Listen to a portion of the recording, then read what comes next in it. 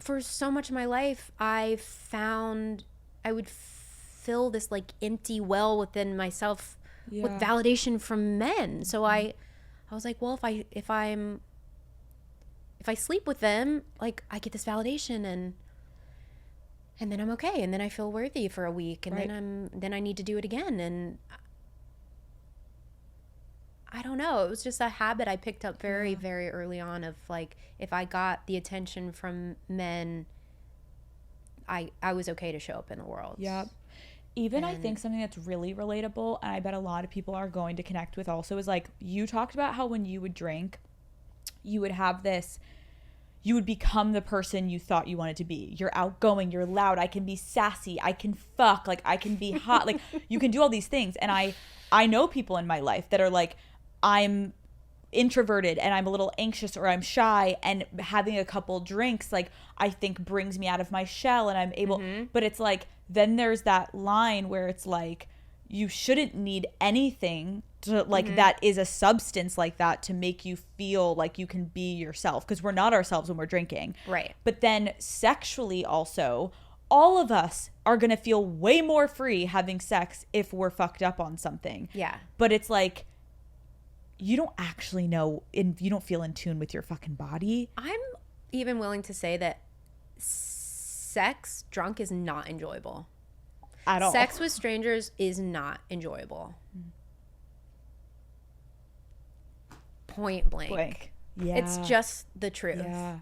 Maybe, and that's just my experience, but, and that's why like the last 2 years of, I mean, I was like celibate for a lot of it, but, but I think like feeling so comfortable in my skin and like learning to love my body in new ways, like being sexual, like it's still a little uncomfortable for me. I'm learning how to be really present and you know, and choosing the people I want to be intimate with, and not everyone deserves to touch your body, you know?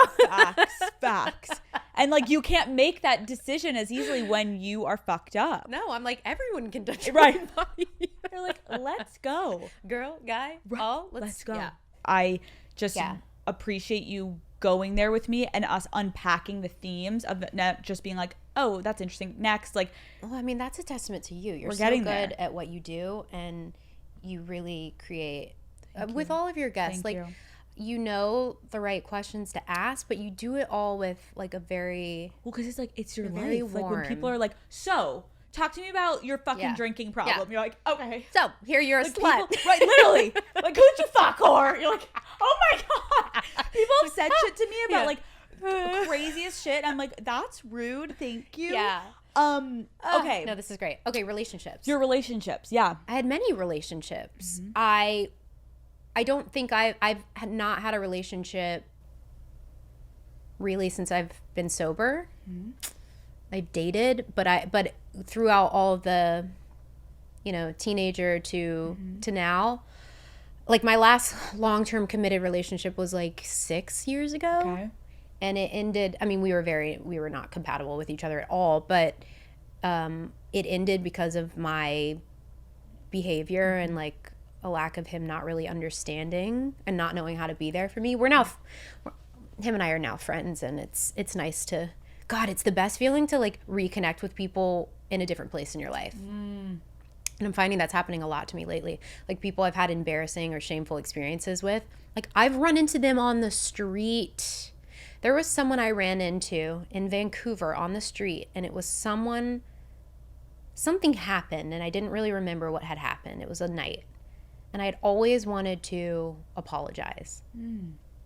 And I randomly ran into him in Vancouver, and not only did I get to apologize, he was like, Lucy, nothing happened. So I had like so in my life, I've like built these things up in my head. I say all of that because it's just interesting. The universe is like, we're going to give you an opportunity to hold yourself accountable and apologize. And it's like the best thing to be clear-eyed and feeling good and to get to reconnect with people. When you were in these type of relationships, did a lot of your partners also drink heavily, or were you hiding it? So my very first boyfriend ever that I had for 3.5 years when I was a teenager, I remember him telling me I had a drinking problem. Okay. My boyfriend after that, and he wasn't really a drinker. My next boyfriend after that, he also was like, this is worrisome. I'm like, I'm breaking up with you. Bye. Me problems. You're the problem. You're the problem. Bye, babe. So Cut to, you were right. Right. You were right. Fuck.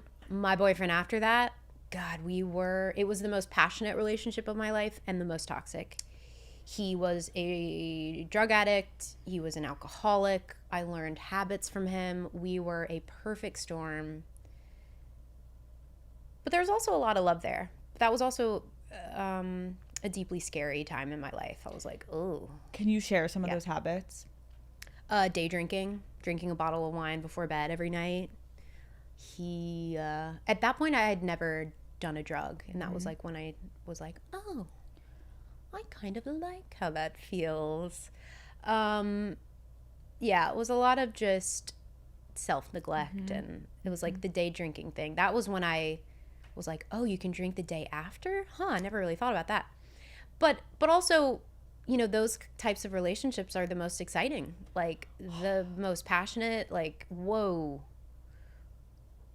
Like this person, I think I'm like, if I were ever to be in a room with him now, it's still one of those people where I would be so, I'm equal parts terrified of him and deeply attracted to him. So crazy. I had one of those where it was like, he was definitely into drugs.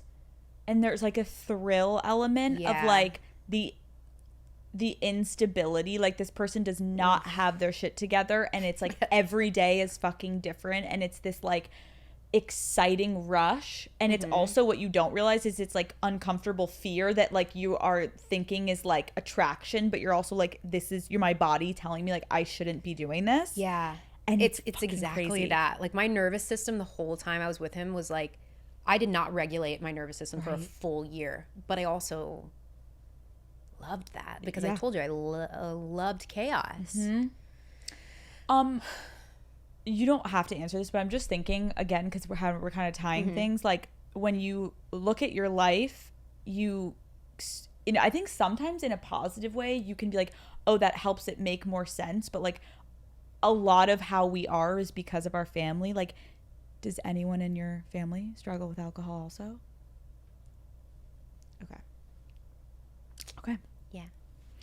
I mean, I think it's just helpful to say because sometimes people feel really fucking alone and it's like, girl, you're not alone. This isn't, also, I don't know if it helps to be like, it's not your fault. This is like a genetic thing that like, yeah, that's life. But it's also interesting to me that, you know, my sister doesn't struggle with alcohol, but we grew up in the same home. Obviously, our lives are very different, but it's just interesting how people latch on to something. And I think if I would have found cocaine at 16, that would have been my thing. But alcohol was your thing. That was my bestie for a long time. Hi Daddy Gang, thank you so much for watching this video. Keep in mind that was just a little clip from the episode. If you want to watch the entire full video episode, it is linked below. It's the first thing in the description. Go watch it. It's a great episode. Love you all. I will see you next Wednesday.